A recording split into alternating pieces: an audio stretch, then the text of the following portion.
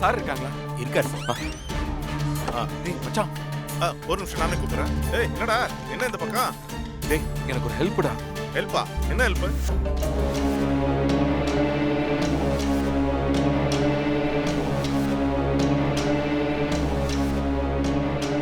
சீக்கிரம் வாங்க. சத்ரா என்னாச்சு? ஏய் எதுக்கு இதெல்லாம் எடுத்து வெளியே போட்டுருக்க? வர்ஷினியோட நகையெல்லாம் இப்பதாங்க உள்ள எடுத்து வச்சுட்டு போனேன். சரி. வந்து பார்த்தா நகையெல்லாம் காணோம். வர்ஷினிக்கு கல்யாணம் நடக்கிறது இசைக்கு பிடிக்கல. அதனாலதான் அவ கூட இந்த நகையெல்லாம் எடுத்து வச்சிருக்கலாம்னு தோணுது.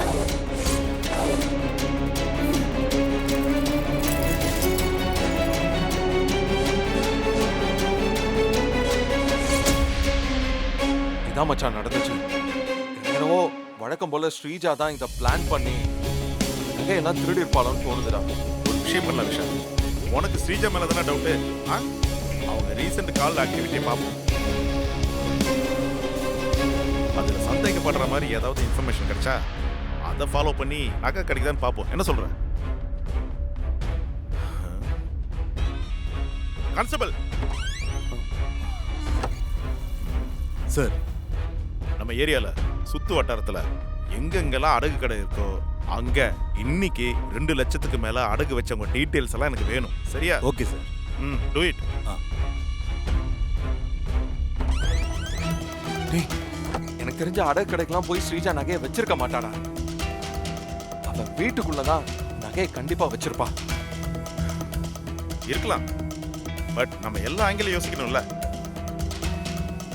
ஸ்ரீஜாவை பத்தி நீ சொன்னதை வச்சு நான் சொல்றேன், அவங்க தான் அந்த நகையை எடுத்திருக்காங்கன்னா நிச்சயம் அந்த நகை வீட்டுக்குள்ள இருக்கிறதுக்கு சான்ஸே இல்லை. டேய் கொஞ்சம் வெயிட் பண்றேன். நான் தான் என்னன்னு பார்க்க சொல்லியிருக்கேன்ல, அது வந்ததும் அடுத்து நம்ம என்ன பண்ணலாம்னு டிசைட் பண்ணலாம். ஓகே.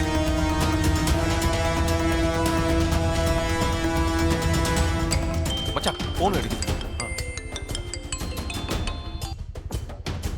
ஹலோ,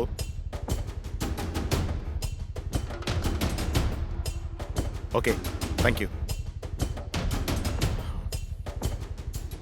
விஷால், நாம நினைச்ச மாதிரியே நகை ரிலேட்டடா ஸ்ரீஜா யாருக்குமே ஃபோன் பண்ணல. சரி இப்போ என்ன பண்றது? இப்ப நகை எங்க போச்சுன்னு கண்டுபிடிக்கிறது? டேய் எனக்கு கொஞ்சம் டைம் குடுறா. நாம எப்படியாவது காணாம போன நகையை கண்டுபிடிப்போம். மச்சான் நான் உன்னதான் நம்பி இருக்கேன். எப்படியாச்சும் இந்த நகையை கண்டுபிடிச்சு கொடுத்துடுறா. வீட்டுல பெரிய பிரச்சனை நடக்குதுடா. அதான். விஷால் நீ கவலைப்படாம போ. தேங்க்ஸ்டா. நான் வரேன். பாய்டா. டேக் கேர்டா.